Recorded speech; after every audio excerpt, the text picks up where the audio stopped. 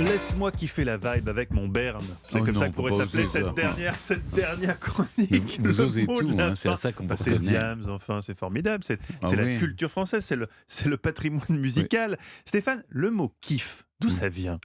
Bon, écoutez, rien en tout cas qui ne me permette de contrevenir à la loi. Je vais vous donner l'origine du mot kiff, du verbe kiffer, se faire un kiff. Je te kiffe grave et même parfois, quand c'est super bon, je te surkiffe. Si ma mémoire est bonne, on avait vu ici même l'origine de ces kiff-kiff, Oui, pour dire c'est pareil. c'est J'imagine pareil. que ça vient également de la langue arabe. Exactement, kiffer vient sans surprise de kiff. C'est de l'arabe maghrébin. C'est de l'arabe maghrébin qui ça signifie amusement, plaisir. Jusqu'au XVIIe siècle, il est directement associé à l'alcool. 100 ans plus tard, il fait référence à tout ce qui provoque une félicité factice.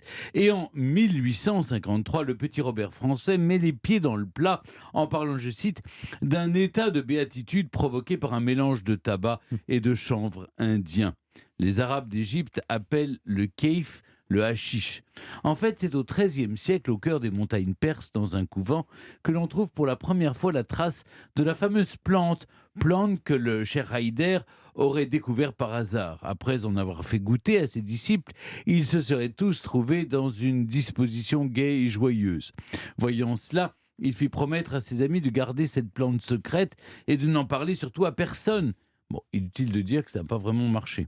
Quelque temps plus tard, en octobre 1800, le jeune général Napoléon Bonaparte, qui a failli se faire poignarder par un fumeur de hashish, édite un décret pour en interdire la consommation en France. Là encore, peine perdue. Mais fort heureusement, aujourd'hui, si vous entendez kiffer, vous n'êtes pas forcément en compagnie d'un rasta. Cela désigne juste un grand plaisir proche de cette béatitude dont je vous parlais. Allez, terminons par un bon mot de l'animateur télé, Laurent Ruquier. Je ne suis pas pour la légalisation du cannabis, d'autant que moi, je peux en trouver facilement. Sacré Laurent.